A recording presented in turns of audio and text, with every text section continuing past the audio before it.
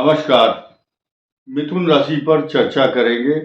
बड़ी इम्पोर्टेंट राशि है और इस साल चर्चा का विषय तो बनी ही रहेगी। इसके अलावा आपने पिछले कई सालों में जो कष्ट सहन किए हैं उनका बदला अच्छाई के रूप में अब शनि आपको देंगे।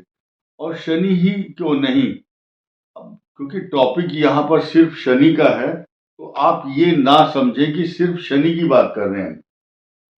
क्यों ना हम इस बात की भी चर्चा करें बीच में कि बृहस्पति अतिचारी होकर मिथुन के लिए वरदान बनने वाला है। अलग अलग ज्योतिषियों की अलग अलग भविष्यवाणी है। मुंडे मुंडे मतिर्भिन्ना एकः सद्विप्रा बहुधा वदंती।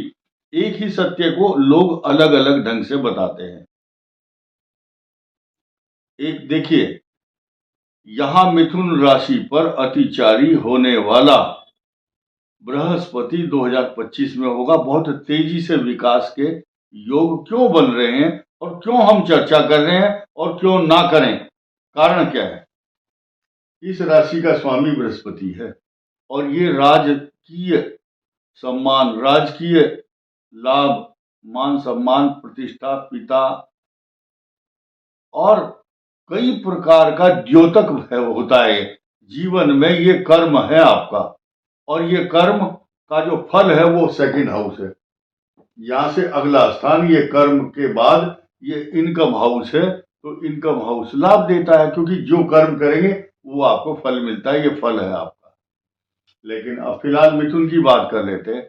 मिथुन, अधिकांश लोग पिछले कई सालों से इस बात की बात कर रहे हैं, मेरे यहाँ संतान नहीं है, मेरे यहाँ बच्चे नहीं है, तो और मेरा रोजगार नहीं है, मेरे घर में समस्या है, मेरा मकान भी नहीं है। सारे के सारे आपको सॉल्यूशन इस वीडियो में मिलेंगे। देखिए, एक तो आप पहली बात तो यह द्विस्वभाव राशि है ये मिथुन राशि। आप कंफ्यूज रहते हैं, कंफ्यूजन खत्म करो, क्विक डिसीजन लेना सीखो और पहला विचार, फर्स्ट थॉट जो आपके मन में आता है उसको इंप्लीमेंट करना सीखो। और एक चीज और देखिए, गलती किससे होती है? जो ज्यादा काम करता है, और जो करता ही कुछ नहीं, जिसको मिले यूं वो करे क्यों। यानी कि जो निठल्ले व्यक्ति हैं, आलसी लोग हैं, उनको वो गलती ही नहीं कर सकते। तो आप ज्यादा ज्यादा काम कीजिए, ज्यादा डिसीजन लीजिए और क्विक डिसीजन लीजिए। 50 में से 10 डिसीजन भले ही गलत हों, लेकिन आपको आदत पड़ेगी काम करने की, यानी कि डिसीजन लेने की। लेकिन हमारा सब्जेक्ट यह है कि शनि यहाँ आ रहा है 2025 में 29 मार्च को रात को आ जाएंगे शनिदेव, शाम को 6 बजे के आसपास। तो ये नौकरी का कारक है, नौकरी देता है, नौकरी करवाता है। नौकरी शब्द ही बार बार बोल रहे हैं, हमें बोलना चाहिए कर्म। कर्म करवाएगा ये आपसे। कोई इंडस्ट्री लगाता है, कोई व्यवसाय करता है, हर प्रकार के, कोई ट्रांसपोर्ट का काम करता है। डिपेंड करता है कि आपकी कुंडली में कितने ग्रह, कौन सा मजबूत है, वही कर्म के लिए आपको प्रेरित करता है। तो ये आपको देगा धन, वैभव, मान सम्मान और आपके कर्मों का फल। और देगा इसलिए क्योंकि उसको, यानी कि आपके टायर में हवा नहीं है तो गाड़ी नहीं चलेगी। टायर में हवा भरने के लिए इस भाव का स्वामी भी लग्न में बृहस्पति अतिचारी होकर के बहुत तेज गति से 365 दिन जो ग्रह एक साल में यात्रा तय करता है वो 154 दिन में तय कर रहा है यहाँ पर बृहस्पति। और भाग्य स्थान में अचानक सरप्राइज देने के लिए, आपके लिए नए नए आयाम, नए रास्ते और भाग्य को अचानक ये देता है राहु। और इसके अलावा ये जो शनि है, एक्सपेंशन ऑफ बिजनेस, यानी कि या तो नौकरी में उन्नति, तरक्की और कार्य व्यवसाय क्षेत्र को कार्य क्षेत्र को बढ़ाता है, ये विस्तारीकरण करता है। विस्तारीकरण अच्छा शब्द है इस काम के लिए। और अब आप त्रास झेल रहे हैं 14 मई तक, 18 मई तक। ये राहु केतु आपके अनिश्चितताओं का दौर आपके लिए चल रहा है। इसको बोलते हैं एंग्जाइटी। क्या करूं क्या ना करूं, किंग कर्तव्य विमूढ़, किंग कर्तव्य विमूढ़ करता है मनुष्य को। क्या करूं और क्या ना करूं, दुविधा की स्थिति। और दुविधा की स्थिति क्यों ना हो, क्योंकि ये भी द्विस्वभाव राशि है। यहाँ पर ये द्विस्वभाव राशि है, यहाँ द्विस्वभाव, यहाँ पर द्विस्वभाव, यानी कि जो आपके केंद्र हैं चारों भरे हुए हैं द्विस्वभाव राशि से। द्विस्वभाव का मतलब करूं या ना करूं, कंफ्यूजन क्रिएट करना। लेकिन मैंने आपको सॉल्यूशन दिया है, एकदम क्विक डिसीजन लेना सीखो। भले ही गलत हो, लेकिन सेकंड थॉट, ठहरने के बाद फिर उसके बाद आप जो दूसरा डिसीजन लेते हैं वो आपके लिए हमेशा गलत साबित होगा ही होगा, और उसमें आपको पछतावा ज्यादा होगा। ये बात हुई। अब हम, क्योंकि हमने यहाँ पर आपकी बृहस्पति की जो संख्या है, और इसको नहीं लिखा क्योंकि हम आपके सामने लिखेंगे तो आपको ज्यादा अच्छा प्रभाव दिखाई देगा। ये बना रहा है यहाँ पर गज केसरी योग। अब दो डबल फायदे आपको दिखाई देंगे। इसको बोलते हैं दोनों हाथों में लड्डू होना। कैसे? एक तो इसका स्वामी यहाँ आ जाएंगे तो ये प्रभावशाली हो गया लग्न। देखिए ये शत्रु राशि है। किसकी शत्रु राशि है? बृहस्पति की शत्रु राशि है। चंद्रमा भी यहाँ शत्रु राशि में है। ये दोनों गज केसरी योग बना रहे हैं। और ये जो मिथुन राशि है इसको पल्लवित, पुष्पित, पोषित, सिंचित, हर्षित, प्रफुल्लित कर रहे हैं इस राशि को। भले ये शत्रु राशि है। अब इन दोनों की दृष्टि को देखिए, यहां होगी, यहां होगा आपका 9 नंबर। ये अब इस 9 नंबर के ऊपर इसकी भी दृष्टि होगी। ये समभाव है, ये मित्र भाव है, ये सकारात्मक भाव है, ये पॉजिटिव भाव है। चंद्रमा की भी मित्रता, बृहस्पति अपने घर को देखता है, तो ये व्यापार भी है, आपका लाइफ का पार्टनर भी है, ये प्रेम है आपका जीवन में। आप प्रेम कितना करना जानते हैं। बचा ये स्थान, इस स्थान को शनि मित्र भाव से देखता है। यह है 6 नंबर। ये 6 नंबर का लॉर्ड बुध है। और ये भी बुध जो है ना, दुविधापूर्ण युवराज है। ये इसका भी स्वामी युवराज है।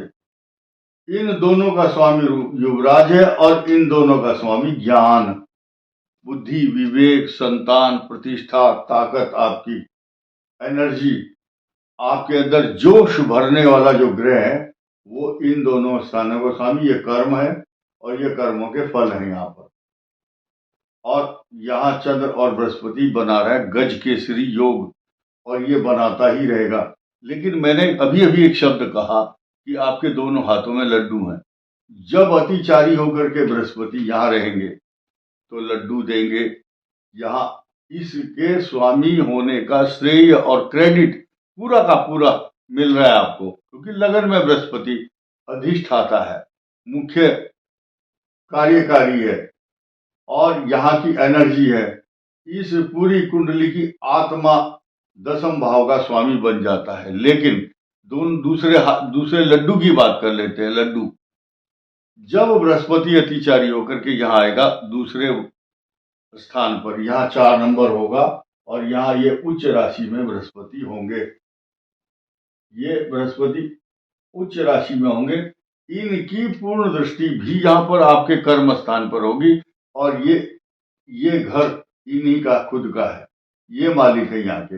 अपने घर पर पूर्ण दृष्टि से डालेंगे, तब जब यहाँ बैठे तो मजबूत, यहाँ जाने के बाद और अधिक मजबूत, और उसके बाद वक्री होकर के फिर यहाँ आएंगे। गलत बोला मैंने, या वक्री होकर के फिर यहीं आ जाएंगे, और उसके बाद फिर यहाँ आएंगे।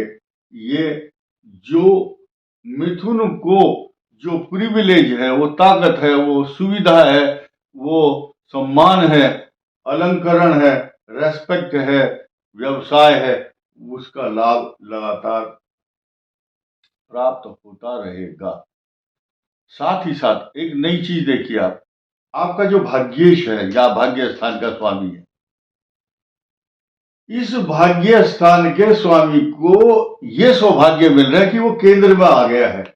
और केंद्र में आने के बाद इसके अंदर जैसे ट्रक के टायर में जो हवा भर देते हैं, उसकी पावर, एक तो इसको क्रेडिट ये मिल रहा है कि मैं भाग्य स्थान का स्वामी हूं, फिर वो केंद्र में चला गया, या कुर्सी पर बिठा दिया गया, इनके गले में माला डाल दी जाती है। कारण क्या है?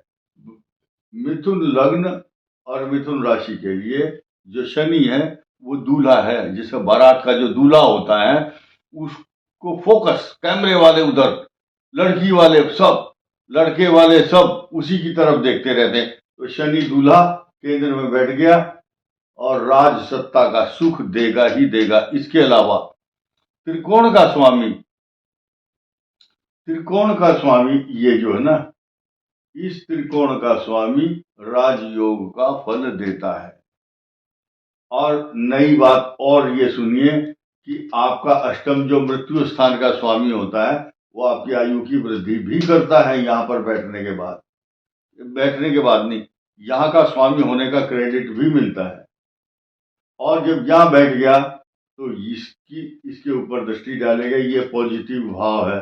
जिन पति पत्नियों में बीच में दरार पड़ी हुई थी, दिक्कत हो रही थी, वो सब समाप्त होगी। और ये जिनके विवाह नहीं हो रहे, इनके विवाह होंगे, जिनके मकान नहीं हो रहे, मकान। और मजे की बात तो ये कि जिनकी संतान नहीं थी, इस साल संतान के योग बनेंगे। सब मेडिकल चेकअप के लिए हॉस्पिटलों में जाना शुरू। और माता पिता का जो स्वास्थ्य है, इसको 18 मई तक तो प्रभावित कर ही रहा है। उसके बाद ये शनि को शास्त्रों में ये कहा गया है कि ये माता पिता के स्वास्थ्य को खराब करता है। लेकिन माता पिता को अपना स्वास्थ्य का ध्यान रखना होगा। आपको अपने माता पिता के स्वास्थ्य के प्रति ज्यादा संवेदनशील रहना आवश्यक है।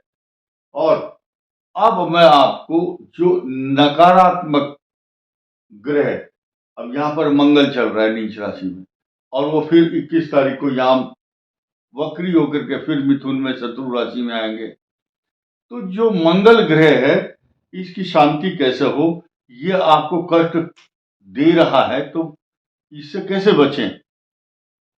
एक चीज ध्यान दो, आपका जो छठा भाव है, ऋण रोग शत्रु और इनकम हाउस, ये इन दो भावों का स्वामी होता है मंगल। मंगल के अधिष्ठाता है हनुमान जी। हनुमान जी, पंचमुखी हनुमान जी की मूर्ति लाओ। पंच शब्द बड़ा काम का है।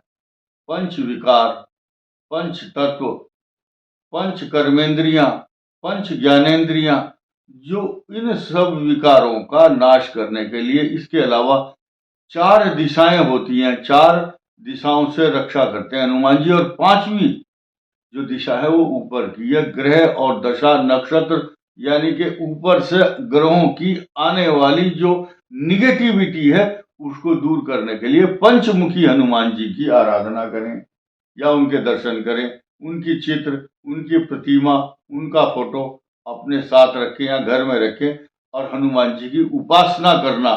संकट कटे, मिटे सब पीरा, और नासे रोग हरे सब पीरा। और दूसरी बात, तुमरो मंत्र विभीषण माना, लंकेश्वर भय सब जग जाना। यानी कि जो उनका नाम भजता है वो लंका का स्वामी जैसे ये बन गया विभीषण। और तुम उपकार सुग्रीव ही कीना, राम मिलाए राजपद दीना। राजपद विभीषण को भी दिया और सुग्रीव को भी दिया। तो आपने कोई गलत काम नहीं किया, आपको भी मिलेगा। इस वीडियो में इतना ही। धन्यवाद, नमस्कार।